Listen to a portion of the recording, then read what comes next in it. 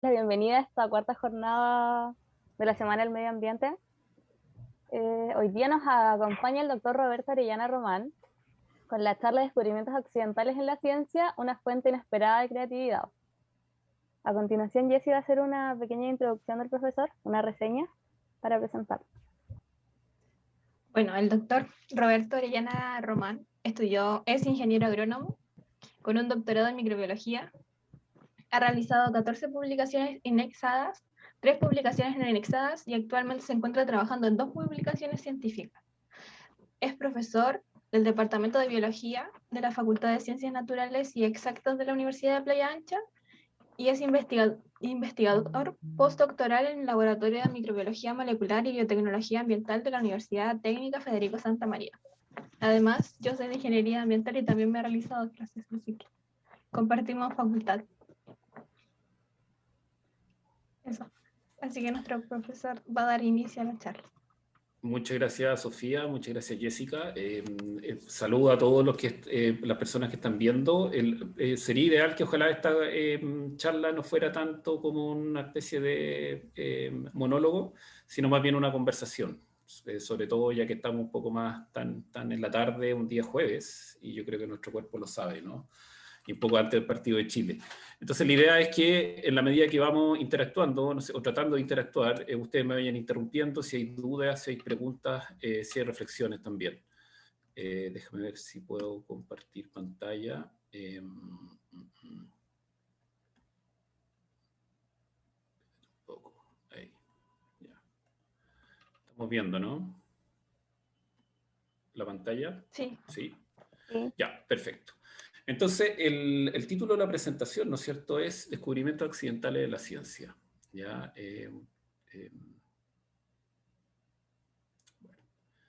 Y básicamente, ¿no es cierto?, lo que quiero contarles es la historia de pequeñas observaciones que básicamente fueron realizadas producto del azar. Y que tuvieron de alguna manera, ¿no es cierto?, una implicancia mucho mayor respecto a su observación mayor. ¿Okay? O sea, fue alguien que efectivamente fue capaz de descubrir accidentalmente un fenómeno y ser capaz de poder mirar eso desde una perspectiva mucho mayor. ¿Okay? La historia que les voy a contar, ¿no es cierto?, está relacionado a eventos que tienen que ver con microorganismos, ¿ya? Porque claro, yo trabajo, ¿no es cierto?, en el Laboratorio de Biología Celular y Ecofisiología Microbiana, en la LabCEP, que estamos en el primer piso de la Facultad de Ciencias Naturales y Exactas, y en donde hacemos investigación, ¿no es cierto?, ligada a esas temáticas. Les voy a contar en la última slide, ¿no es cierto?, parte de nuestra investigación. Entonces, primero vamos a partir, ¿no es cierto?, con el concepto de serendipia. ¿Ya? Yo no sé si alguien quiere leer el concepto de serendipia, para no estar la lata todo el rato yo. Yo te ayudo. Ayúdame, o dale, Marisol. Es que soy buena onda, yo, como viste. Sí, pues, dale. Desde la Facultad de Ingeniería. Serendipia, descubrimiento o un hallazgo afortunado, valioso e inesperado que se produce de manera accidental, casual o cuando se está buscando una cosa distinta. También puede referirse a la habilidad de un sujeto para reconocer que ha hecho un descubrimiento importante aunque no tenga relación con lo que busca. Muchas gracias, Marisol. Entonces, en este caso, ¿no es cierto?, la serendipia está relacionada a un descubrimiento, ¿no es cierto? Un descubrimiento que ocurre de manera accidental, ¿no es cierto? Es un regalo del ambiente. ¿Ya? Sin embargo, ese regalo o ese acontecimiento necesita ser descubierto por alguien que sea capaz de poder descubrirlo, ¿no es cierto? Todo descubrimiento necesita un descubridor. ¿Ya? Y para eso, ¿no es cierto?, tiene que tener un componente humano. Y el componente humano está relacionado a aquella persona que es capaz de poder contextualizar un fenómeno particular. ¿Ya? Y ser capaz de poder inferir cuáles son aquellos elementos que efectivamente permiten deducir que ha ocurrido algo nuevo, novedoso y que puede tener algún tipo de impacto en particular. Y eso perfectamente lo podemos descubrir en el mundo de la microbiología, ¿no es cierto?, que es la disciplina que en nuestro laboratorio nos dedicamos a esta fotografía. Me gustaría que alguien, diferente a Marisol, cualquier persona, ¿no es cierto?, pueda decir qué estamos viendo acá, o que se le ocurra saber qué es lo que estamos viendo. Hola, Ruth. Oh, hola Ruth, ¿qué tal? ¿Cómo estás? Sí. ¿Qué tal? ¿Cómo estás? Bien, bien. Bueno, veo una placa, Una Petri, placa. Perfecto. y que puede ser potencialmente un hongo, no sé, eso blanco que se ve ahí, y que supuestamente se le ha pasado ¿cómo se llama? Una asa, ¿Ya? y deben haber alguno que otro microorganismo ahí en Eh, producción.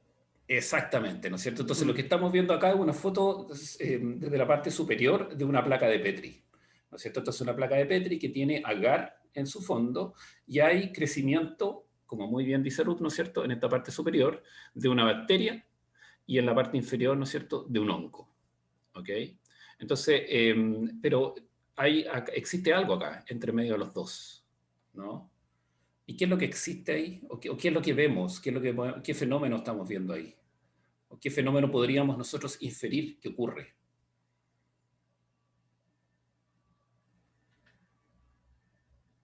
Un intercambio. Claro, existe algo, Mm. está pasando algo. Y lo que ocurre, ¿no es cierto?, es exactamente, estamos viendo una zona de inhibición, ¿no es cierto?, en donde crece una forma de vida, en este caso un hongo, inhibe el crecimiento de la bacteria. ¿Ya? Y esta fotografía, ¿no es cierto? No esta misma fotografía, pero una fotografía similar, ¿no es cierto?, fue tomada en el año 1928. Imagínense, hace casi 100 años ya. Y justamente, ¿no es cierto?, fue tomada en una placa de Petri, perdón, de un laboratorio asociado a un hospital en Inglaterra, ya, en donde se estudiaba esta bacteria, Staphylococcus aureus, ¿no es cierto?, que es una bacteria que normalmente genera enfermedades que están asociadas al tracto respiratorio. ¿Ya? Entonces, efectivamente, quien tomó esta fotografía, ¿no es cierto?, fue Alexander Fleming. Y pasaba, ¿no es cierto?, que Alexander Fleming era un científico que estaba asociado a un laboratorio. Y él era una persona, en ese momento la investigación no era muy importante.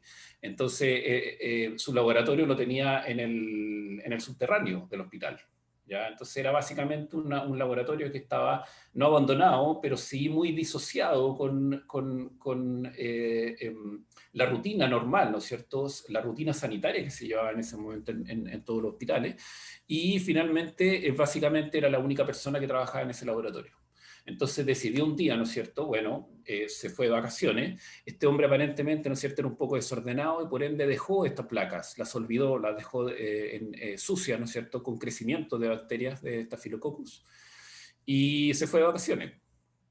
4 semanas de vacaciones, ¿no es cierto?, después vuelve y empieza a lavar todo el material de vidrio que había dejado antes de irse de vacaciones y se encuentra con esto.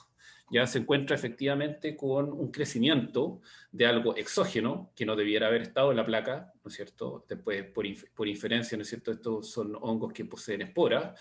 Estas esporas probablemente, ¿no es cierto?, se introdujeron en el aire, adentro de la placa, creció, ¿no es cierto?, tuvo suficiente tiempo durante las vacaciones de ese verano, ¿no es cierto?, para poder crecer, y se dio cuenta, ¿no es cierto?, que había una zona de lisis, o sea, había parte de Staphylococcus aureus que moría. ¿Ya? Entonces esto en el tiempo, ¿no es cierto?, justamente le dio pie al el desarrollo de los antibióticos, ¿no es cierto?, de la penicilina. ¿Ya? Entonces, justamente en su momento, ¿no es cierto?, a este señor, como lo vemos, ¿no es cierto?, muy desordenado acá con todas sus placas, se le puede, ¿no es cierto?, acusar de un abandono, ¿no es cierto?, de estas placas, de Staphylococcus aureus. Sin embargo, ¿no es cierto?, se estima, ¿no es cierto?, que su descubrimiento salvó más de 200 millones de vidas, desde el origen del descubrimiento seminal que él realizó, ¿no es cierto? Desde ese momento hasta ahora se da a pie al origen de la medicina moderna. Y acá hay una pequeña opinión de él, ¿no es cierto?, una pequeña observación, que él comenzó, ¿no es cierto?, su descubrimiento por chance, por azar. Y su único mérito fue no negar el fenómeno que había observado, sino más bien, ¿no es cierto?, ponerlo como un objetivo, ¿ya? De cómo demostrar que lo que estaba viendo este halo correspondía, ¿no es cierto?, a un efecto inhibitorio. Posteriormente, ese comenzó en 1929, ¿no es cierto?, su publicación, pero ese fue el momento, ¿no es cierto?, donde comenzó, ¿no es cierto?, un montón de otras personas a desarrollar lo que finalmente terminó siendo la penicilina, que terminó siendo usada, ¿no es cierto?, cerca de 1945, 1946, que eran los años de la Segunda Guerra Mundial. Entonces, básicamente, ¿no es cierto?, este proceso de serendipia, el evento de descubrimiento, tiene que tener, ¿no es cierto?, no solo una persona, sino más bien un equipo de personas que son capaces de poder llevar a cabo estos procesos de descubrimiento y aplicación de esos fenómenos a gran escala. ¿Ya? Pero esta no es la historia que les voy a contar. La historia que les voy a contar está más bien relacionada, porque básicamente esta historia ocurrió hace 100 años atrás, ¿no es cierto? Entonces ustedes van a pensar, bueno, ¿saben qué?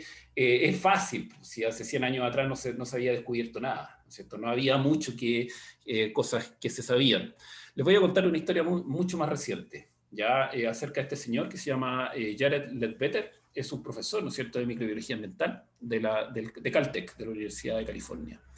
¿Ya? Y a este señor, ¿no es cierto?, hizo algo pasó con él, ¿ya?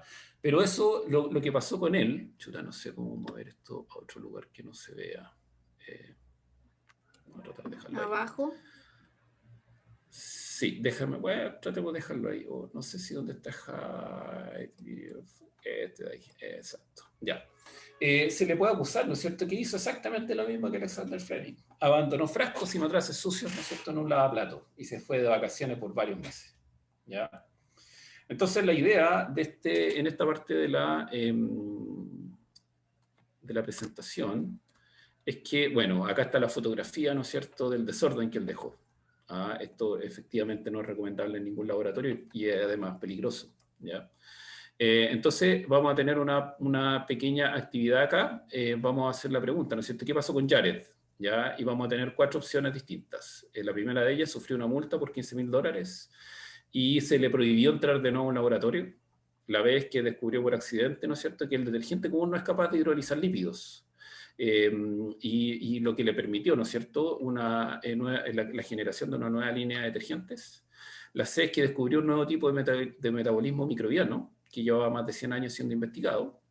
Hoy la última, ¿no es cierto?, descubrió por accidente una cepa de hongo que era capaz de degradar plástico. ¿Ya? Voy a tratar de hacer esto, espérense, de manera un poquito más interactiva.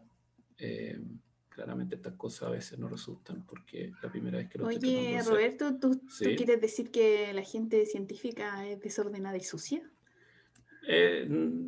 Sí. ¿Cómo pues? Espérate, aquí ya. Entonces quiero que se metan a ese link, porfa. Y en ese link ustedes pueden votar por esas 4 opciones. Ya se debiera... efectivamente, hay gente que está votando, parece, por lo que tengo entendido, ¿no? Sí, efectivamente, bien. Ya, muy bien. Déjame ver cómo puedo compartir acá. Screen, esto de acá. Vamos a ver qué tal.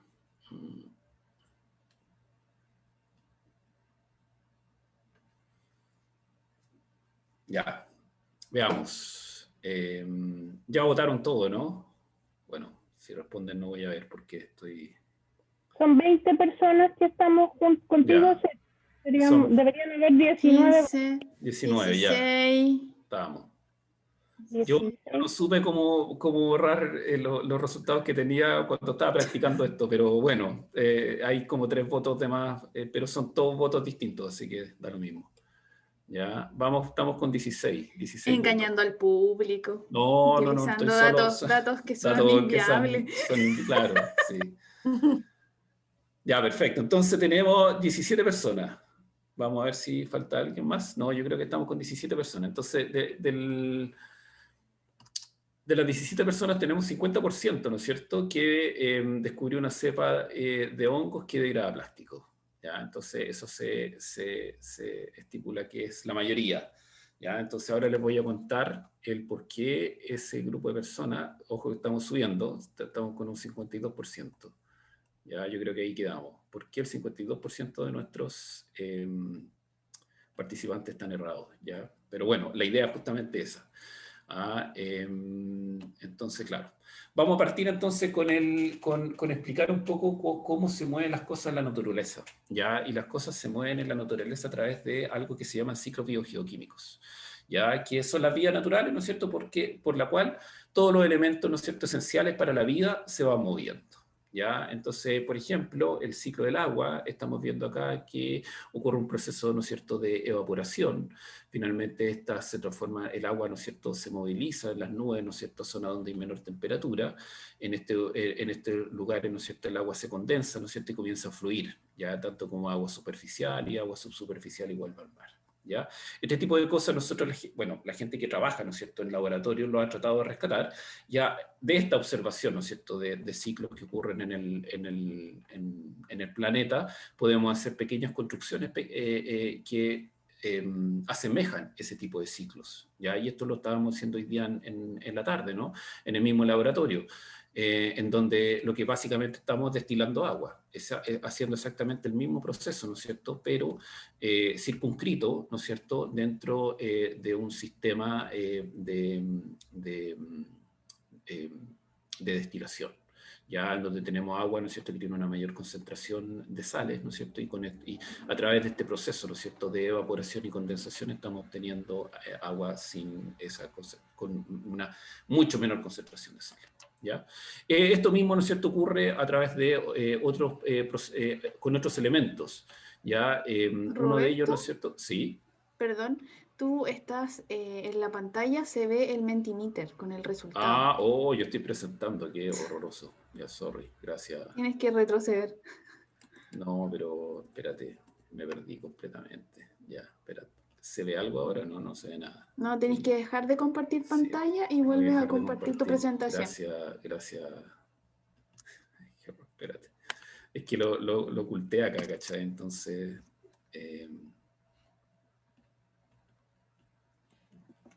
acá está, espera, stop share, ya, bueno.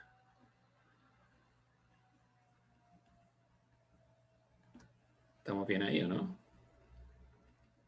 Ahora sí. Sí. Sí, se ve ya. Me perdí porque, pucha, escondí esta cuestión, entonces voy a encontrar de nuevo. Vale. ¿Estamos? Ya. Lo único que le estaba mostrando era esto, básicamente, ¿no es cierto?, el ciclo del agua, ya como vemos el agua se va moviendo, luego como en un laboratorio esto perfectamente se puede replicar, ¿no es cierto? Y existen ejemplos, ¿no es cierto?, de no cómo los distintos elementos, no solo como el agua, sino también distintos elementos que son relevantes, ¿no es cierto?, para las distintas formas de vida que habitamos el planeta. Uno de ellos es el azufre. ¿No es cierto? Y es ahí, ¿no es cierto?, donde vemos, por ejemplo, el azufre en sus con sus distintos sabores, ¿no es cierto?, aromas y colores, se va moviendo en la biosfera, ¿no es cierto? Primero en su forma de sulfato, luego, ¿no es cierto?, es consumido, ¿no es cierto?, por las formas de vida, principalmente, ¿no es cierto?, en el fondo, en los sedimentos, por los microorganismos. Luego, ¿no es cierto?, tenemos la generación de formas reducidas, ¿no es cierto?, como el ácido sulfúrico o el dióxido de azufre. Este movimiento, ¿no es cierto?, se va llevando a cabo producto de los distintos cambios que poseen ese tipo de compuestos. Y esos cambios, ¿no es cierto?, los podemos ver ya sea a nivel, ¿no es cierto?, de estado de oxidación. Acá vemos el estado de oxidación, ¿no es cierto?, del azufre más 4, cuando es parte del dióxido de azufre. Acá vemos, ¿no es cierto?, que están en su estado más oxidado, ¿no es cierto?, cuando es en forma de sulfato, más 6. Y acá lo vemos, ¿no es cierto?, su estado más reducido, ¿no es cierto?, cuando es ácido sulfídrico. Y ese movimiento, ¿no es cierto?, y esos cambios estructurales les permiten, ¿no es cierto?, tener distintos estados de la materia. Ya en este caso, ¿no es cierto?, vemos formas gaseosas, ¿no es cierto?, por eso es capaz de poder estos ácidos sulfúricos, ¿no es cierto?, moverse desde zonas más profundas hacia zonas más superficiales, y de esta manera, ¿no es cierto?, poder moverse y ciclar. ¿Ya? Entonces quiero que básicamente tengan esto como una forma de darle cierta relevancia, ¿no es cierto?, a que estos procesos no van ocurriendo, este movimiento, ¿no es cierto?, de elementos en el planeta no van ocurriendo de manera azarosa, sino más bien responden a cambios en propiedades físico-químicas de los elementos. ¿Ya? Y dentro de esto, ¿no es cierto?, tenemos dentro del movimiento, ¿no es cierto?, de los elementos en el planeta, un gran actor, uno de los actores principales, ¿no es cierto?, de este tipo de movimiento tiene que ver con los metabolismos microbianos, ¿ya? Y esto absolutamente todo lugar en el planeta, ¿no es cierto?, existen, ¿no es cierto?, microorganismos que están presentes. Ellos requieren, ¿no es cierto?, distintas fuentes de energía, como también, ¿no es cierto?, distintas fuentes de electrones y distintas fuentes de carbono, ya para poder constituir su biomasa. Por ende, ¿no es cierto?, se transforman, ¿no es cierto?, en elementos completamente omnipresentes, ¿ya? En el planeta. Y su omnipresencia se debe a que básicamente, ¿no es cierto?, la vida se explica solo como una transferencia de energía, desde estados en donde existe mayor energía a estados en donde existe menor energía, ¿ya? Y eso lo podemos efectivamente, ¿no es cierto?, ver en la escala de potenciales de oxidorreducción, ¿ya? Y esta escala de potenciales de oxidorreducción lo podemos hacer la analogía con respecto a cómo se mueve, ¿no es cierto?, el agua en el planeta. En lugares, ¿no es cierto?, donde existe mayor diferencia de cota, ya existe mayor gravedad, vamos a tener, ¿no es cierto?, que el agua se mueve mucho más rápido. Ya, en cambio, ¿no es cierto?, en lugares donde tenemos menos cambio, ¿no es cierto?, en la pendiente, el agua se va a mover mucho más lenta. Efectivamente, ¿no es cierto?, los procesos que van acoplando las reacciones que constituyen, ¿no es cierto?, nuestro sistema, nuestro metabolismo, como el de las bacterias, como el de los peces, ¿no es cierto?, como el de cualquier forma de vida, con excepción de los virus, ¿no es cierto?, cualquier forma de vida que reside en el planeta, ¿ya? Cualquier forma de vida que posee un metabolismo está dictada, ¿no es cierto?, por estas normas, ¿ya? Y estas normas determinan, ¿no es cierto?, que aquellas cosas que están conectadas con un mayor grado energético van a ocurrir mucho más rápido que aquellas cosas que poseen un menor diferencial energético, ¿ya? Y es ahí, ¿no es cierto?, donde vamos a tener, ¿no es cierto?, que básicamente la vida en el planeta se explica solo como movimiento de energía, ¿no es cierto?, a través de estos procesos de oxidorreducción, en donde hay cosas que se reducen, ¿no es cierto?, que van en esta dirección, como hay otras cosas que se oxidan, que van en dirección contraria. ¿Ya? Y como no podemos acordar, ¿no es cierto?, de nuestras clases de química iniciales, ¿no es cierto?, estos son ganancias de electrones, ¿no es cierto?, y estos son pérdidas de electrones. Y ese tipo de cosas, ¿no es cierto?, nosotros perfectamente las podemos ver rutinariamente en el día a día, en ejemplos como, por ejemplo, estas cañerías, ¿no es cierto? ¿Qué les pasó a estas cañerías? Están oxidadas, ¿no es cierto? Lo que vemos ahí son óxidos, ¿ya? Y nosotros claramente vemos esto, pero ese óxido no ocurre producto de algo solo físico, sino más bien, ¿no es cierto?, la principal componente de eso tiene que ver con un componente microbiológico. O sea, existe, ¿no es cierto?, un proceso abrasivo del metal en donde hay bacterias o arqueas que son capaces, ¿no es cierto?, de poder consumir los electrones que están presentes en ese metal. Y por ende, ¿no es cierto?, empiezan a comerse el metal. Básicamente eso es lo que están haciendo. En este caso, ¿no es cierto?, vemos efectivamente ese mismo proceso, ¿no es cierto?, pero que es diferencial. Y es diferencial porque asociándolo, ¿no es cierto?, al mismo ciclo del azufre que veíamos antes, existe, ¿no es cierto?, que los tubos normalmente, ¿no es cierto?, trasladan, ¿no es cierto?, material en la mitad, ¿no es cierto?, de la tubería, y es ahí, ¿no es cierto?, donde tenemos dos tipos de fases. Fases, ¿no es cierto?, abajo, donde existen procesos de reducción. O sea, por ejemplo, si este material, ¿no sé, posee contenido de sulfato, va a ocurrir un proceso de sulfato-reducción, entonces voy a tener generación, ¿no es cierto?, de ácido sulfídrico, que va, como es un elemento que posee una fase gaseosa, ¿no es cierto?, va a subir, y voy a tener, ¿no es cierto?, acá una comunidad de de bacterias, ¿no es cierto?, sulfuro-oxidantes. O sea, básicamente, ¿no es cierto?, van a tomar este ácido sulfídrico y van a generar sulfato de nuevo, ¿no es cierto? Y con eso voy a tener un ciclo, ¿ya? Y este ciclo, ¿no es cierto?, es permanente, ¿no es cierto?, y se va potenciando en el tiempo, ¿ya? Y es por eso que quiero que vean este tipo de ejemplos, ¿no es cierto?, como esto, ¿no es cierto?, para que pueda ocurrir, ¿no es cierto?, en el planeta un proceso de reducción en donde una comunidad, ¿no es cierto?, puede estar ganando energía. En base a eso tiene que ocurrir, ¿no es cierto?, otro proceso de oxidación en donde otra comunidad está obteniendo algún tipo de beneficio, ¿ya?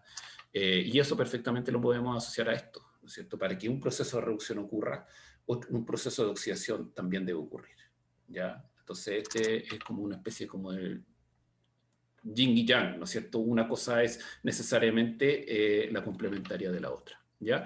Y estos procesos los podemos ver, ¿no es cierto?, en un experimento que es bien sencillo, que se llama, es bien antiguo también, se llama la columna de Winogradsky, ¿ya? Y básicamente esta columna hace una representación de lo que ocurre en los sedimentos de cualquier lago o laguna, ¿ya? Este señor, ¿no es cierto?, era un microbiólogo ruso, instaló, ¿no es cierto?, una especie como de tubería o probeta, perdón, y ahí, ¿no es cierto?, comenzó a poner material orgánico, ¿no es cierto?, en distintas capas, con material mineral también, lo tapó y lo dejó a la luz, ¿ya?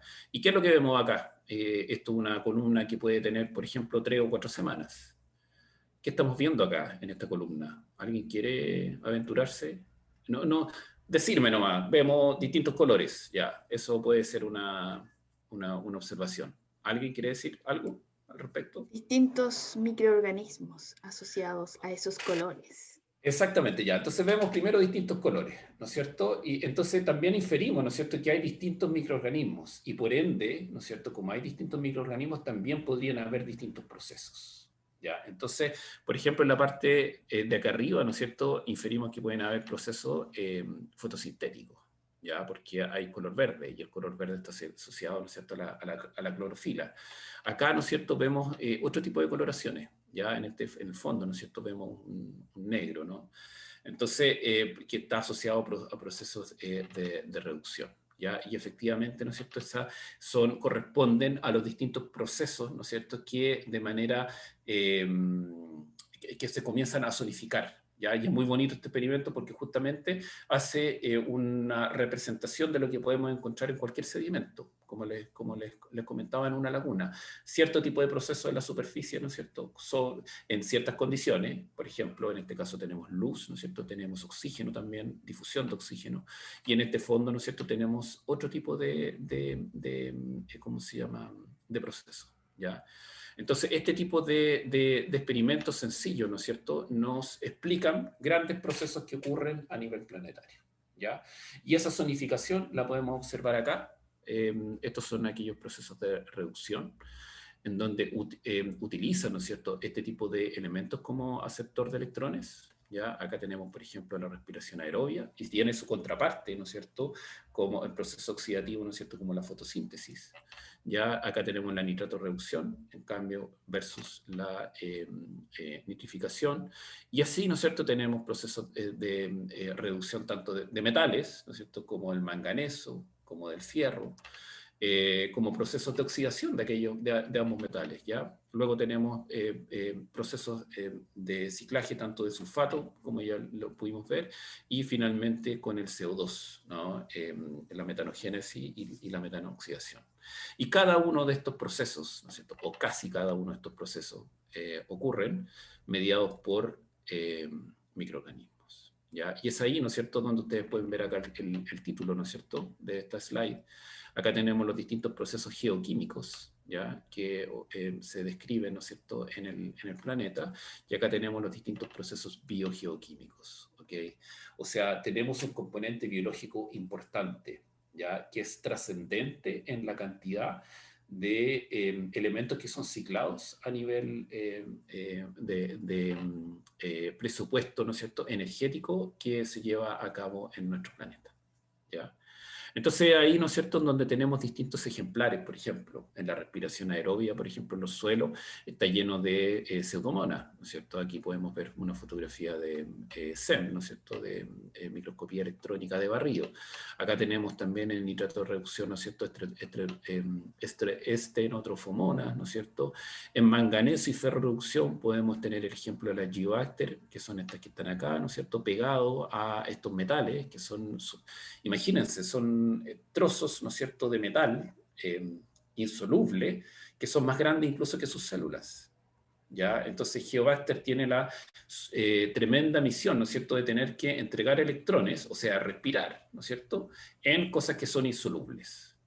Y hay todo un desarrollo, ¿no es cierto?, de estudio fisiológico muy interesante para ello. Luego tenemos sulfato-reductoras, ¿no es cierto?, que son estas rosaditas que están viendo acá y que están hiperconectadas, ¿no es cierto?, por distintos filamentos, ¿ya?, que son capaces, ¿no es cierto?, de poder transmitir electrones a través de ese tipo de filamentos. Luego tenemos un ejemplo, ¿no es cierto?, de las metanoxorcinas, que son aquellas arqueas, ¿no es cierto?, que producen metano, como, ¿no es cierto?, todas las variantes del lado oxidativo. Ya acá tenemos aquellas que son reductoras y acá tenemos aquellos grupos, ¿no es cierto?, microbianos que son oxidativos. Tenemos la Staphylococcus, que es una de las dos bacterias más abundantes en el océano, que hacen fotosíntesis. Luego tenemos las nitrosomonas, que poseen estas características súper especiales. Luego, en este caso, ¿no es cierto?, de la ferrooxidación, tenemos la típica Acidotibacillus, ya que es súper conocida y estudiada en el norte de Chile con la obtención de cobre, ¿no?, con la biolixiviación.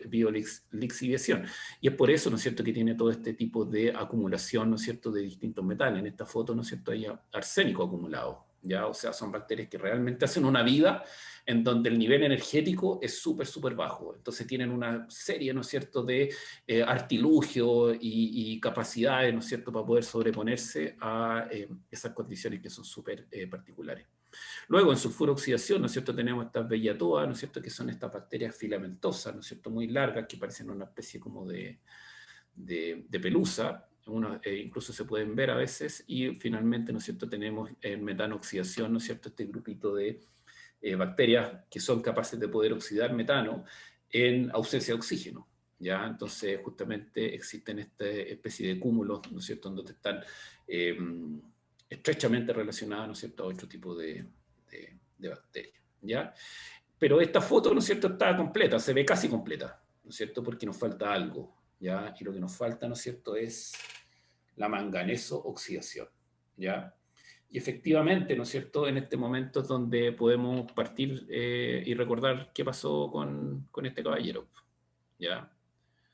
Efectivamente, ¿no es cierto?, ese ha sido un proceso que ha sido estudiado por mucho tiempo, pero no se había encontrado, ¿no es cierto?, ninguna observación previa, hasta que este señor, ¿no es cierto?, dejó estos matraces sucios y botellas sucias en este lavaplato, ¿ya? Y después de que volvió de sus vacaciones, ¿no es cierto?, se encontró con esto, ¿ya?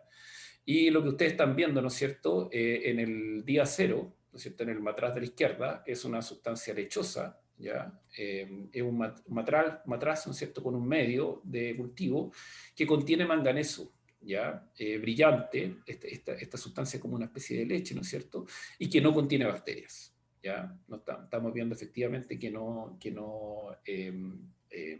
de alguna manera, ¿no es cierto?, en un medio estéril.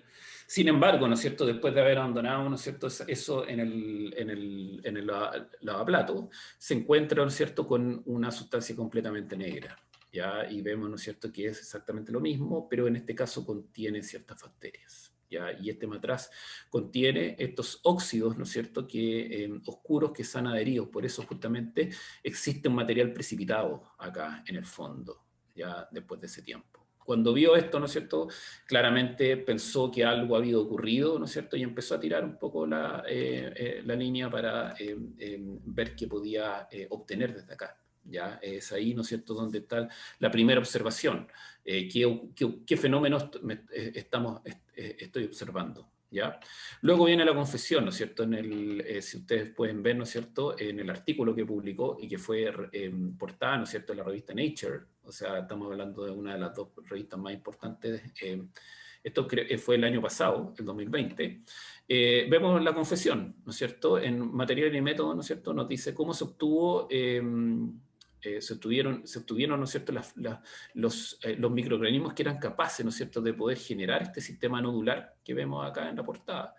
Y vemos que ocurrió, ¿no es cierto?, un enriquecimiento de cultivos, ¿no es cierto?, fortuitos, ¿ya?, de organismos, ¿no es cierto?, que están relacionados al manganeso y que fue establecido a lo largo, ¿no es cierto?, del verano y el otoño del año 2015. ¿ya? Entonces, efectivamente, ¿no es cierto?, él confiesa que de manera completamente fortuita olvidó, ¿no es cierto?, estos matraces y que lo dejó ahí por bastante tiempo.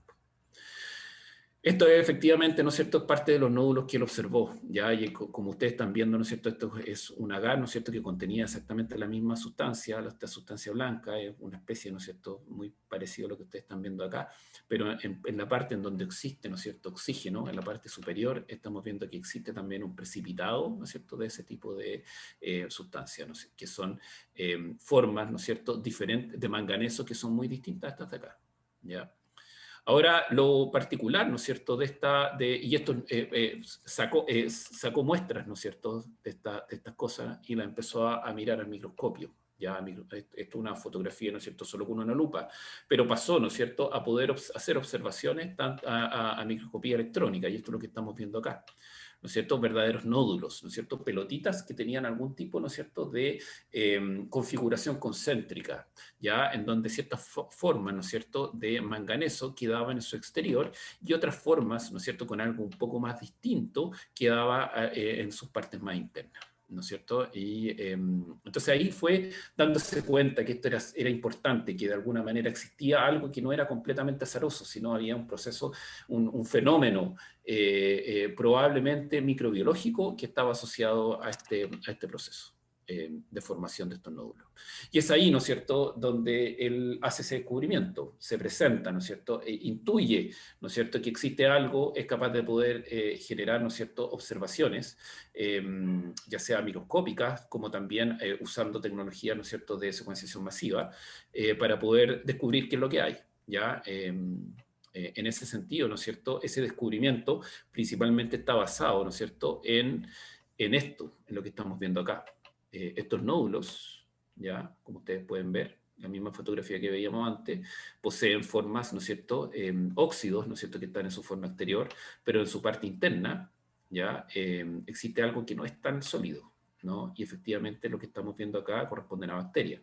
Esto es epifluorescencia, ¿no es cierto? O sea, es una fluorescencia que te permite poder verificar qué cosas están vivas, porque hay una sonda que se pega al ADN, ¿ya? Y vemos que todo lo vivo, ¿no es cierto?, dentro de este nódulo se encuentra en la parte interna, ¿ya?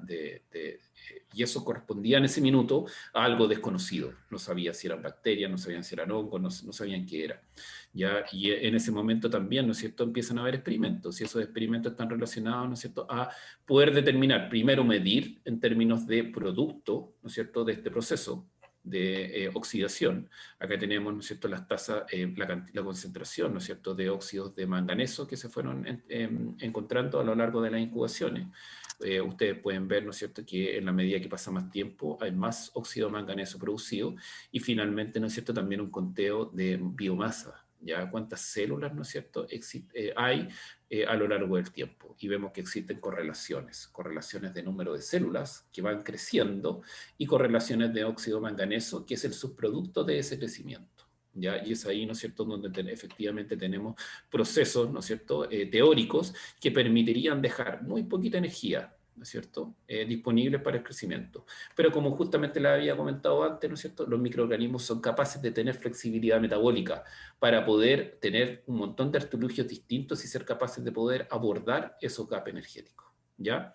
Efectivamente, ¿no es cierto?, como me había adelantado un poco a esto, lo que ellos descubrieron después, ¿no es cierto?, no corresponde a una sola bacteria, corresponde a un grupo de bacterias, o sea, eso es un cocultivo, ¿no es cierto?, de un candidato, o sea, es una bacteria, ¿no es cierto?, la primera de ellas, la Manganitrophus, ¿no es cierto?, es un candidato, o sea, no es una bacteria que ellos fueron capaces de poder aislar, sino más bien secuenciaron su genoma y predijeron cuáles eran sus capacidades, ¿no es cierto?, con una bacteria que sí fueron capaces de aislar, ya que es Ramlibacter litrotrophicus, ¿ya? O sea, son bacterias, ¿no es cierto?, que pueden hacer litotrofía, ¿ya? Entonces, de alguna manera, ¿no es cierto?, ese tipo de artilugios en este caso puede ocurrir solo basado, ¿no es cierto?, en la conversación íntima de dos especies que colaboran en función de un objetivo en común, ¿ya? Y en este caso tiene que ver, ¿no es cierto?, con poder producir energía a través de esta oxidación del manganeso, ¿no es cierto?, y también poder fijar carbono, ¿ya?, en este proceso, ¿no es cierto?, de el TCA, ¿no es cierto?, en su vuelta reductiva, ¿no? Son capaces de poder, poder generar, ¿no es cierto?, ácidos orgánicos desde el proceso de fijación de CO2. ¿Ya? Pero, sin embargo, ¿no es cierto?, esta observación no fue una observación que llegó de la nada. Existió un experimento previo a poder darse cuenta que había algo vivo acá. ¿Ya? Y más allá de eso, ¿no es cierto?, tiene que ver que eso vivo que está ahí, ¿no es cierto?, desde dónde viene, ¿ya? Desde dónde se produjo el proceso, ¿no es cierto?, de inoculación de estas bacterias, ¿ya?, que ellos descubrieron. Y para ello, ¿no es cierto?, básicamente la pregunta acá, ¿de dónde provienen los microorganismos responsables, ¿no es cierto?, de este proceso oxidativo? Se llevó a cabo un experimento súper sencillo, ¿no? Un experimento súper básico, que justamente era tomar, ¿no es cierto?, este mismo medio y dejarlo por un periodo de 70 días, ¿no es cierto?, cerrado, y ver qué pasa, si es que hubiera, ¿no es cierto?, algún tipo de proceso de biótico, ¿no es cierto?, de generación de algo. Luego, ¿no es cierto?, se dejó el mismo envase, ¿no es cierto?, en el lavaplato, pero sin el ingreso de agua, ya con esta llave cerrada, y finalmente, ¿no es cierto?, se deja, ¿no es cierto?, un matraz, ¿no es cierto?, con agua corriendo, y estos son los resultados que tienen, ¿no es cierto? Cuando dejan el agua, ¿no es cierto?, corriendo, tenemos que efectivamente, ¿no es cierto?, a lo largo de 70 días tenemos un cambio de coloración, o sea, existen óxidos de manganeso, ¿no es cierto?, que empiezan a ser producidos. Luego, ¿no es cierto?, en el mismo experimento, cuando esto está cerrado, no ocurre absolutamente nada. Como en su defecto, ¿no es cierto?, no ocurre nada, ¿no es cierto?, cuando este matraz original se deja, ¿no es cierto?, sin el ingreso del agua potable. Ya, ojo que acá estamos, recuerden, ¿no es cierto?, que esta historia ocurre, ¿no es cierto?, en un laboratorio que queda en Pasadena, en California. ¿Ya? Entonces, efectivamente, ¿no es cierto?, acá hay un experimento súper sencillo que nos permite poder verificar cuáles son las vías en donde los microorganismos que son capaces de poder llevar a cabo una tarea súper particular fueron inoculados. ¿Ya? Y efectivamente, ¿no es cierto?, aquí viene la contribución del investigador, ¿no es cierto?, en donde nos permite, ¿no es cierto?, darnos cuenta que estos precipitados de manganeso, ¿no es cierto?, generados por bacterias que probablemente provenían de la misma agua potable, ¿ya? Y él de alguna manera estableció la vinculación, ¿no es cierto?, de que existen bacterias parientes a las bacterias que ellos pudieron identificar en las aguas subterráneas, ¿no es cierto?, del área de Pasadena. ¿Ya? Y esto se pudo, yéndonos un poco, ¿no es cierto?, a qué es lo que pasa con las aguas subterráneas y cómo se obtiene el agua potable, ¿no es cierto?, vemos que este es un proceso normal, ¿no es cierto?, de obtención, ¿ya? Desde el acuífero. Desde ahí, ¿no es cierto?, ocurren estos procesos, ¿no es cierto?, de precipitación, ¿no es cierto?, y filtrado, y en muchos casos también, ¿no es cierto?, la utilización de cloro. Ya posteriormente almacenamiento y finalmente, ¿no es cierto?, la distribución. Sin embargo, ¿no es cierto?, estos procesos no son completamente estériles. El agua que nosotros tomamos todos los días, ¿no es cierto?, no es un agua que sea completamente estéril. Efectivamente, tiene un componente, ¿no es cierto?, microbiano, que en el caso de la historia que yo le estoy contando, ¿no es cierto?, fue súper importante. ¿Ya? Para poder llevar a cabo, ¿no es cierto?, procesos en un laboratorio, procesos que ya venían ocurriendo en las tuberías. ¿Ya? Como le mostraba inicialmente, ¿no es cierto?, existen distintas series de publicaciones en el área, ¿no es cierto?, de ingeniería ambiental, del agua potable, ¿no es cierto?, de Pasadena, en donde hay obstrucción a través de la generación de óxidos de manganeso, ya como ustedes lo están viendo acá. Pero de alguna manera, ¿no es cierto?, hasta ese minuto seguía existiendo ese enigma. No se sabía, ¿no es cierto?, cuáles eran los componentes responsables de ese tipo de procesos de oxidación. Ahora, como justamente yo les comento, ¿no es cierto?, este tipo de fenómenos son mucho más amplios ya de lo que efectivamente puede pasar solo dentro de una tubería. Como un ciclo biogeoquímico que tiene impactos, ¿no es cierto?, a nivel del planeta, ¿ya? Y una de las cosas que se puede asociar, ¿no es cierto?, y dar explicación a fenómenos que fueron descubiertos, ¿no es cierto?, hace mucho tiempo atrás, ¿ya? Una de las principales observaciones que realizó, ¿no es cierto?, el Challenger, ¿ya?, que es este barco que estamos viendo acá en 1872, ¿no es cierto?, que es la primera expedición de observación en el mar, ¿no es cierto?, que marca el nacimiento de la oceanografía, ya fue efectivamente ver que el mar, ¿no es cierto?, estaba en el fondo del mar, ¿no es cierto?, había muchas rocas y se veía más o menos como se ve acá, ¿ya? Un fondo marino, ¿no es cierto?, que está cubierto, ¿no es cierto?, de óxidos, y muchos de esos óxidos, ¿no es cierto?, tienen un alto contenido de manganeso. Ya efectivamente con el tiempo, ¿no es cierto?, se ha podido ir viendo, ¿no es cierto?, que existen distintos procesos, ¿no es cierto?, hidrogenéticos, como lo pueden ver, de crecimiento en la parte superior, ¿no es cierto?, o diagénicos, ¿no es cierto?, en la parte inferior, ya que es muy similar, ¿no es cierto?, nódulos, ¿no es cierto?, estas pequeñas rocas, ¿no es cierto?, este crecimiento nodular que estamos viendo en esta parte, ¿no es cierto?, muy similar a lo que fue descubierto por este laboratorio. Ahora, la gracia de esto, ¿no es cierto?, es que no ocurre solo en un lugar. Estamos viendo acá distintos lugares en el hemisferio norte, ¿no es cierto? En el fondo marino podemos ver, ¿no es cierto?, estos distintos óxidos de manganeso. En el Pacífico, estamos viendo en el Atlántico también, ¿no es cierto? Lo vemos también, por ejemplo, esto es una fotografía de un lugar cerca de Yellowstone, ya en donde podemos ver, ¿no es cierto?, estos nódulos con alto contenido de manganeso. También lo vemos en el fondo marino en Chile, ya. Entonces efectivamente, ¿no es cierto?, comienzan a haber indicaciones de que estos fenómenos que ocurrieron en un momento hace un par de años en un laboratorio abandonado, ¿no es cierto?, al interior, ¿no es cierto?, de un matraz, puede estar ocurriendo, ¿no es cierto?, día a día a una escala mucho mayor, ¿no es cierto?, en el mar. ¿Ya? Y eso nos da un poco una instancia para poder reflexionar respecto a estas pequeñas observaciones, ¿no es cierto?, de pequeños fenómenos inexplicables, ya que podemos tener en el día a día, pueden tener un reflejo, ¿no es cierto?, a mucha mayor escala. Efectivamente, ¿no es cierto?, acá es donde podemos adornar, ¿no es cierto?, esta cadena de distintos procesos de oxidorreducción que determinan, ¿no es cierto?, la naturaleza de los procesos biogeoquímicos que dictan el movimiento de la energía y por ende la vida en el planeta, ¿ya? Y con eso no podemos poner un tic, ¿ya?, en ese proceso faltante. Y también, ¿no es cierto?, efectivamente darle una segunda lectura a esto, ¿no es cierto?, y poder reevaluar, ¿no es cierto?, el impacto ambiental que tienen distintas alternativas que se han sugerido, por ejemplo, ¿no es cierto?, en términos de la generación de proyectos que estén orientados a la extracción de este tipo de óxidos. Ya tenemos que hay distintas compañías, ¿no es cierto?, que están proponiendo la obtención, ¿no es cierto?, de metales, minerales, ¿no es cierto?, a través de la recolección, ¿no es cierto?, de estos nódulos, que hasta el día de hoy, ¿no es cierto?, y ahora entendiendo que eso es un proceso de carácter biótico, ¿no es cierto?, donde los microorganismos poseen, ¿no es cierto?, un rol bastante importante, se le tiene que dar una mirada un poco más acabada y profunda. Luego, ¿no es cierto?, a partir de esa observación también, ¿no es cierto?, se han podido hacer numerosos otros descubrimientos y hallazgos, ¿no es cierto?. En este caso estamos viendo, ¿no es cierto?, los suelos de una mina cerca de Leipzig, en Alemania.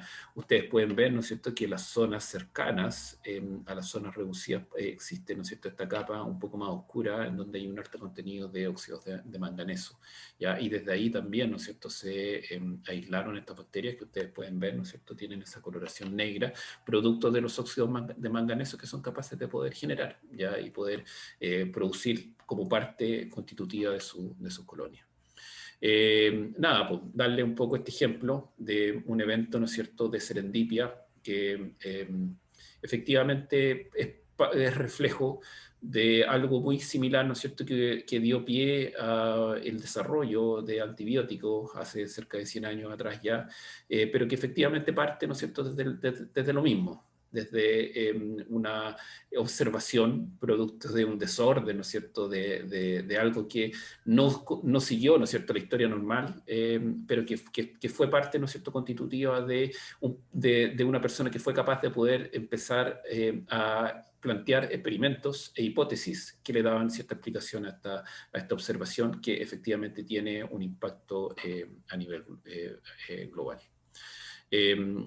Nada, pues, para darles una cierta perspectiva de cómo estos descubrimientos van ocurriendo, ¿no es cierto? Por lo menos desde el área, desde el punto de vista microbiológico, solo desde el 2018, ¿no es cierto? Estas son la revista, la portada, ¿no es cierto? La revista Nature reporta, ¿no es cierto? Muchos descubrimientos que están asociados al mundo microbiano. Ya como así, ¿no es cierto?, cosas, artículos que están relacionados y artículos portada, ¿no es cierto?, con las preguntas que están asociadas al COVID, como por ejemplo los microorganismos que viven en nuestro sistema digestivo, como aquellos que están asociados, ¿no es cierto?, al cambio climático, como aquellos que están relacionados también, ¿no es cierto?, a la ingeniería biotecnológica, ya de cómo poder estructurar herramientas o plataformas para poder operar de manera más sustentable.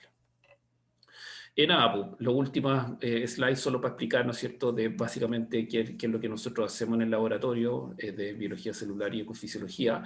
Nos preguntamos, básicamente nos dedicamos, ¿no es cierto?, al estudio de microorganismos, ya sea bacterias, arquea o virus, ¿no es cierto?, que residen en entornos naturales o intervenidos, y tratamos de entender, ¿no es cierto?, cómo ellas interactúan en el medio ambiente y cómo son parte, ¿no es cierto?, de comunidades más complejas que están envueltas, ¿no es cierto?, en este tipo de procesos biogeoquímicos en el ambiente. Ya, efectivamente, como les comentaba, ¿no es cierto?, pues hemos trabajado recientemente, ¿no es cierto?, con la relación que hay, la estrecha relación que hay, ¿no es cierto?, entre virus y bacterias. Un artículo que sacamos hace poco, ¿no es cierto?, tuvimos la participación también de Leonardo Badilla, ¿no es cierto?, que es un estudiante de la facultad, estudiante de pregrado que participó activamente en esta investigación. Y también tenemos, ¿no es cierto?, proyectos relacionados con bacterias, ¿no es cierto?, que son capaces de poder respirar cosas que son muy originales, porque son capaces de respirar metales. Nosotros respiramos oxígeno, ellas pueden respirar metales, ¿ya? Y bueno, acá somos nosotros, nuestro laboratorio. Nos falta acá Josefina Barca, que es una estudiante de pregrado que está haciendo la tesis también con nosotros. Y nada, pues los quería dejar con una fotografía, ¿no es cierto?, de este mural que se llama Raíz de la Existencia, que está en el Cerro Larraín, en Valparaíso. Ustedes lo pueden visitar. Justamente se llama Raíz de la Existencia porque esto es una analogía, ¿no es cierto?, a cómo el planeta se ha ido constituyendo primero a partir de los metabolismos microbianos, ¿no es cierto?, que están en esta zona un poco más basal, y posteriormente, ¿no es cierto?, le ha dado origen a la vida. Eso, estoy agradecido de la oportunidad y pendiente de cualquier tipo de pregunta o reflexión. Muchas gracias, profesor, por su charla, por estar aquí hoy día exponiendo para nosotros. Si alguien tiene alguna pregunta o algo que quiera aportar, puede hablar o puede escribirlo en el chat. ¿Puedo? Ah, Eva no tiene audio todavía. ¿Puedo hablar? ¿Sí? Ya. Primero que todo, agradecer a Roberto su exposición, bastante interesante el tema, y también un poquitito decir que es justo lo que nos estaba faltando para complementar junto con Marisol, Eva. Muchas veces hemos tenido que dar charlas, incluso hacer clases acerca de metodología de investigación, ¿ya? Porque justamente es en la línea que es la más utilizada, ¿cierto? Y que es secuencial, etcétera, ordenada y todo eso. Y claro, habíamos estado omitiendo ejemplos de este tipo, ¿ya? De tipo casual, ¿ya? Y no sé si me permite el tiempo, voy a contar un par de historias de una hora cada una, pero la voy a resumir, la voy a resumir al estilo del gran profesor Rosa, Iván Arenas. No, y mira, uno se refiere a la parte industrial, ya que también podemos encontrar este tipo de cosas. Y les voy a contar que una vez un jefe mío, de una pega que tuve, me contó esta historia. Resulta que él trabajaba como ingeniero mecánico en una planta de producción de, bueno, no me acuerdo qué, no sé si me lo dijo y no me acuerdo o no me lo dijo. Pero resulta que cada cierto tiempo se juntaba una sustancia oscura en unos tubos, ¿ya? Y periódicamente los retiraban, ¿ya? Hasta que a alguien se le ocurre hacer un análisis químico de esa sustancia. Y resulta que lo que descubre ahí era precisamente capas de grafeno. Y bueno, sabemos que es un nanomaterial con propiedades bastante, digamos, especiales, ¿ya?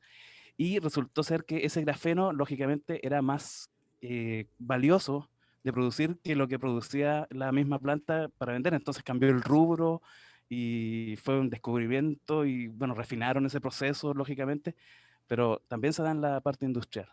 Claro. Y en segundo lugar... Un golazo eso, ¿no? Sí, tremendo, tremendo. Ah. Y la otra historia está relacionada con una investigación que estamos iniciando con Eva acerca de larvas que consumen plumavit, ¿ya? Y la historia de esto es que justamente unos estudiantes estaban pasando, bueno, esto es me parece que en Japón o en algún país oriental, pasaban por ahí y vieron que en un basurero había unas larvas que estaban consumiendo plumavit, ¿ya? Entonces, de ahí se iniciaron las investigaciones más formales, etcétera. Entonces, también existen casualidades, digamos, cercanas que ligan, digamos, eso de lo que estás contando tú, Roberto, y con la investigación que estamos haciendo ahora con Eva. Así que eso, muchas gracias por lo que has mostrado, muy interesante. Y bueno, ahí les dejo paso a alguien más que quiera hablar. Sí, lo que dice Patricio es fundamental. ¿Ah? La observación no es solo una observación desde el punto de vista científico, que es un poco la mirada que estamos dando acá, sino más bien, por ejemplo, el tema del grafeno, ¿no es cierto? Es un material que tiene propiedades súper particulares y es como un poco, es como el aloe vera, ¿no? Cada día se le encuentra una propiedad nueva al grafeno. Entonces, como es súper Sí, conductor, se asocia súper bien con la biología, entonces, claro, claro. tiene ese tipo de cosas. Suerte también en el proyecto que tiene que ver con Plumavit, un elemento también, estos polímeros, ¿no es cierto?, súper complejos, súper buenos para un cierto tipo de cosas, pero súper complejos para poder meter dentro del sistema, ¿no es cierto?, que sean un poco más sustentables. Es bien particular, el personaje que yo le estaba mostrando acá, Ledbetter, él no estudia, por ejemplo, ciclos del manganeso. Él estudiaba la microbiota que está asociado a termitas, que siempre ha sido en los últimos 15 años, ¿no es cierto?, una caja un poco de Pandora, porque básicamente, ¿no es cierto?, se están buscando estas alternativas de poder obtener biocombustibles, ¿no es cierto? Entonces, un montón de gente que está estudiando las microbiotas que están ahí porque recibe, ¿no es cierto?, mucha microbiota que es capaz de poder degradar celulosa, lignina, y esos medios poseen, para poder degradar las enzimas, necesitan tener metales. Y por eso ese medio que metió él tenía manganeso. Pues. Básicamente una manera de poder proveer de los elementos necesarios que constituyen las enzimas que son parte de la microbiota que está ahí. Entonces, claro, muchas veces, justamente como lo que ustedes están haciendo, los gusanos, no solo el gusano degrada algo, básicamente también, principalmente su microbiota, ¿no? Probablemente ahí hay relaciones simbióticas que son bien interesantes de poder descubrir. Exactamente, sí. Tiene una microbiota especial que les permite, digamos, digerir ese tipo de materiales. Sí. Claro. Yo quedé preocupada con tu presentación, Roberto, ¿Por qué? por dos motivos. Una, Ya. que todos los que trabajamos en el laboratorio somos desordenados y sucios. Y dos, que estoy viendo que el resto tiene más periodos de vacaciones que nosotros en la universidad de 5 semanas, porque veo que unos tienen 70 días, Claro. otros tienen no sé cuántos Sí. meses. O sea, la verdad es como un poco preocupante. Y a pesar de eso tienen publicaciones Y a pesar de eso tienen publicaciones. O sea, ¿qué notables, quieres así que te como diga? fuera de... Sí, Sí, sí. no, se me va Sí, encima. es un poco humillante. Yo también dejo de No sé. siempre desordenado con el espíritu de encontrar algo nuevo, pero siempre encuentro lo Mira, yo mismo. mañana Ah, voy a observar si es que encontré algo nuevo y te comento, porque si sí, lleva más de un año en laboratorio con frascos ahí, dije, no sé, capaz que pueda pillar algo, no hay mal. claro. Hay altas expectativas Pero después de bueno, esto, hay Marisol. sí, Sí. totalmente, yo te voy a llamar.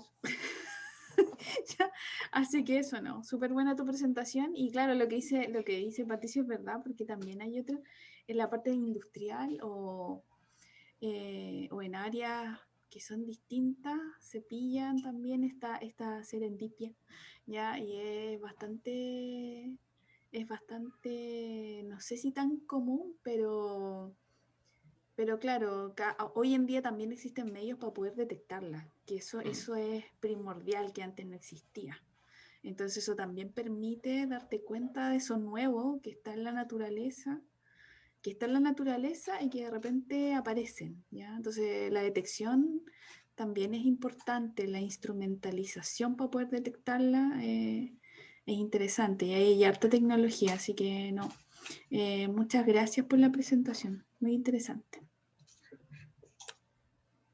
Muchas gracias. La profesora Eva igual está hablando por el chat. Dice que mañana tome fotos Marisol. Y muchas gracias a Roberto, a los colegas Marisol, Patricia, Ruth que participó. Gracias a todos los asistentes. Yo hablo por usted. Sí, nuevamente agradecer, profesor, estuvo súper interesante su charla. Gracias por participar en esta Semana del Medio Ambiente 2021. Gracias a todos también los que... ¿Alguien quiere hablar? ¿Alguien quiere hablar? Sí, yo Roberto, soy su tocayo. Hola, tocayo, ¿qué tal? Bien. Buena. Profesor, yo quería aportar algo que en realidad como me ha llamado curiosidad y como que me ha motivado así, como a ser más observador. Una noticia que salió en el diario incluso, en la tele parece que salió, que un muchacho de 18 años, iba caminando así y en una rumba de neumáticos descubrió que en esa rumba de neumáticos crecía como una especie de planta o hierba, una cosa así. Y a él le llamó curiosidad eso, pues. Y lo que hizo, no sé exactamente, a lo mejor lo llevó al laboratorio, examinó, no sé, con un profesor parece, algo así, y descubrió una arqueobacteria que degrada el plástico o los neumáticos, algo así. Y como que eso a mí como me inspira a ser como, entre comillas, observador, ando mirando a veces, no sé, cualquier cosa, a ver si en una de esas, no sé, puede ser un descubrimiento o algo, así como que lo encontré muy bacán eso, así como que por observar algo, descubrió algo que puede cambiar el mundo. Y el muchacho parece que es estudiante de medicina. Y salió en el diario, parece, algo así. Salió. Yo por lo menos lo vi en las noticias. Mira que buena, yo no he estado creo que escuché en algún momento, ¿no es cierto?, que había descubierto... Fue a Alemania en un congreso a presentar eso, lo que descubrió. Claro, mira, yo creo que es súper interesante ahí el fenómeno que no, yo creo que más allá del impacto, lo que llama la atención acá es decir, bueno, mira, sabes que esta persona descubrió tal cosa. Yo creo que lo bonito de todo esto tiene que ver un poco con lo que tú estabas diciendo, que es la inquietud y tiene que ver con la curiosidad.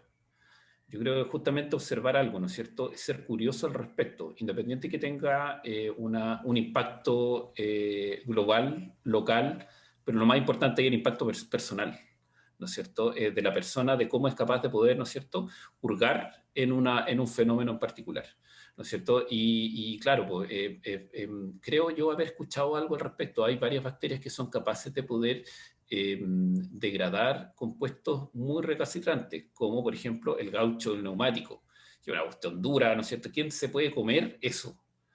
Exactamente la misma pregunta, ¿no es cierto?, que nos respondimos: ¿quién se puede comer un tubo de cobre?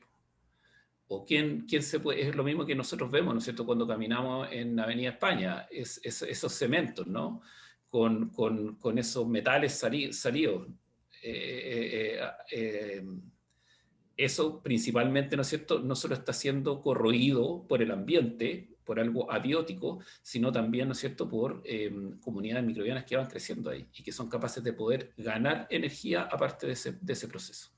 Entonces, efectivamente, ¿no es cierto?, yo creo que eso es un poco el mensaje que se quiere dar. Tratar de darle relevancia a esos momentos de curiosidad. Profesor, ¿y lo otro, usted ha descubierto algo por accidentalmente? Chuta, nada, lo único que... No, nada, en absoluto, nunca. Siempre nuestra vida ha estado llena de descubrimientos de cosas que... No, pero yo creo que la vida no está hecha de eso. Sí, pues, yo creo que básicamente igual depende un poco de las cosas que... en realidad sí, ¿sabes qué? Ahora que me doy cuenta, en un proyecto que en un momento tuve, me di cuenta que el proyecto que precedía el proyecto que yo estaba haciendo, que era una confirmación de algo, el proyecto anterior estaba malo. ¿Cachai? Y es súper cuático porque al final de cuentas uno es como que básicamente había una bacteria que era capaz de poder degradar lignina, se le había hecho crecimiento, se había hecho una técnica, se había aplicado una técnica que se llama transcriptómica y se había determinado ciertas cosas, pero finalmente, ¿no es cierto?, me pasaron ese proyecto porque ahora teníamos que ver los niveles de proteómica. Y yo crecí las bacterias, saqué todos los resultados, ¿cachai? Y realmente cuando uno crece bacterias y tiene un poquito más de experiencia en el laboratorio, se da cuenta cuando hay crecimiento, cuando no hay crecimiento. Y efectivamente lo que yo veía es que no había crecimiento. Y claramente el laboratorio donde yo estaba, ¿no es cierto?, se tomó por sorpresa eso, pero finalmente, ¿no es cierto?, se dieron cuenta que todo lo que tenían hasta ese momento estaba malo. Y lo tuvimos que hacer todo de vuelta, ¿no es cierto? Ahora eso hay que tomárselo en serio, porque finalmente la oportunidad que tiene el destino para decir que tú estás bien o estás mal, tienes la oportunidad, ¿no es cierto?, de poder corregir en el camino, de pensar que hiciste algo bien, pero finalmente era un artefacto. Eso en el trabajo un poco científico lo vemos todos los días, la generación de cosas que uno cree que son, pero que no son. Y para eso igual ¿cómo se llama? Hay que tener un montón de controles y experiencia y puntos de vista. Y yo creo que ese ejemplo, por ejemplo, en mi caso, en contrario a lo que uno pudiera creer, que chuta, descubriste un error, ¿no es cierto? Y como que eres el malo de la película, finalmente te valida, porque eres quien finalmente provee, ¿no es cierto?, de evidencia empírica para poder corregir en el camino. Gracias. Tenemos una pregunta en el chat también de Gianfranco. Pregunta, ¿qué es más probable, descubrir algo en el laboratorio o la naturaleza? La profesora Chuta, Marisol dice que cree que en el laboratorio, ya que es un espacio controlado. claro, y yo Y creo que porque hay equipo de detección para hacerlo más sí, fácil. pero la naturaleza finalmente te provee de millones de fenómenos al momento. Entonces, la gracia del laboratorio es cómo uno puede tomar muestras o poder hacer observaciones, ¿cachai? El laboratorio, claro, como dice Marisol, es una cosa más controlada, pero como hay tanto control, hay menos vectores de cambio también. Tenéis la temperatura siempre más constante, supuestamente hay ingreso reducido de personas y partículas, lo que sea, no sé. Ah, quizás debiéramos traer agua de Pasadena. Ah. Ah. Sí, yo creo que a Marisol la están invitando a tomar once, ¿no? Ah. Ya, entonces Sí. vamos despidiendo. Muchas gracias por sus preguntas, a usted, profesor, de nuevo por su presentación. Les quería pedir si pueden prender sus cámaras para sacar una foto antes de terminar. Gracias.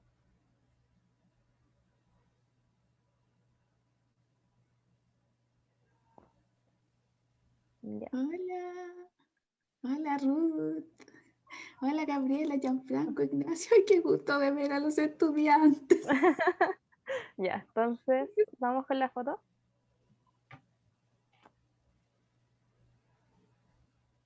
Ya, un momento. Otra. Estoy tratando de no pestañear aquí, Ana, porque al final... Ya, la última. Listo. Muchas gracias a todos por participar. Los invitamos mañana también a las 12. Tenemos la charla de, un momento, de contaminación en zonas costeras por el doctor Patricio Winkler. Así que quedan todos cordialmente invitados. Nuevamente agradecer, está en mi familia, agradecer por su participación y nos vemos mañana.